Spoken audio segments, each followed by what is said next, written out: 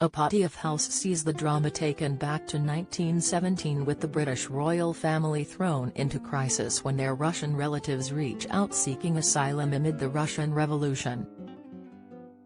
In perhaps the most brutal and graphic scenes ever depicted on The Crown, the Russian imperial family were led into the basement of Ipatiev House on the pretenses of a photograph. Instead, the whole family was gunned down.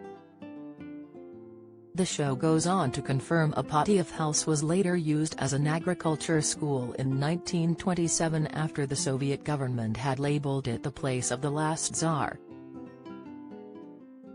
What's happened to Ipatiev House now? Ipatiev House was also used as a branch of the Ural Revolution Museum and then in 1938 became an anti-religion museum. Visitors would often go there and pose by the wall in the basement and took crude photos of where the Russian imperial family was killed. By 1946, Ipatiev House was owned by the local Communist Party, and then in 1974 the building gained significance as a monument to Russian history and the revolution. But Ipatiev House also became a site of pilgrimage for those paying tribute to the slain Romanovs, and the government decided to take action.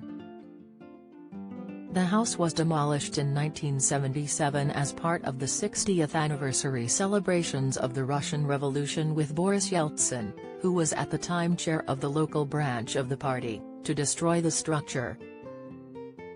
Even after the building was razed to the ground, people kept coming to pay their tributes to the family. Following the fall of the Iron Curtain, the Church on the Blood was built on the Ipatiev House site and became one of the largest churches to be built in Russia. Along with the church, there is also a museum dedicated to the imperial family and serves as a memorial to them. Historian Koenig said about Ipatiev House's significance, "It is where they were killed, and that has not been denied, and I think it has become some sort of shrine. The fact that it's become a church is a very good thing. Turning it into something where people can pray." It has a very sad story. There were photos of the wall, but I'm sure that's all been erased or put behind glass. This is where it happened type of thing. But you had years of the Soviet Union, of the Soviets scrubbing history, but the fact that amazingly most of the victims were found and the story could be told and historians could get into the archives. Koenig was making reference to the remains of the family being found near the house and later identified using DNA from living descendants.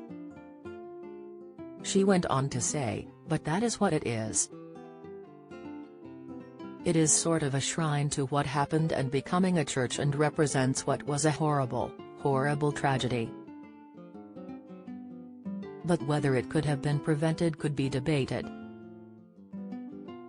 Tsar Nicholas and his family spent 78 days in Ipatiev House, where they were imprisoned and guarded by soldiers.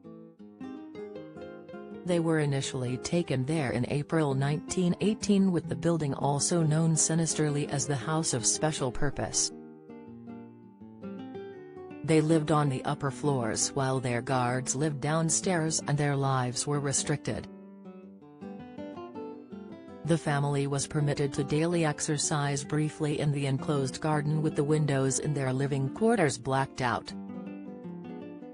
A high wooden fence was built around the perimeter of the building, separating the family from the outside world and the street. In July 1918, the family was led down the cellar, believing they were going to be evacuated, and instead they were indiscriminately killed. Due to the close proximity and some members of the family concealing jewelry beneath their clothes, the bullets ricocheted and the massacre lasted for half an hour. The Crown Season 5 is streaming on Netflix now.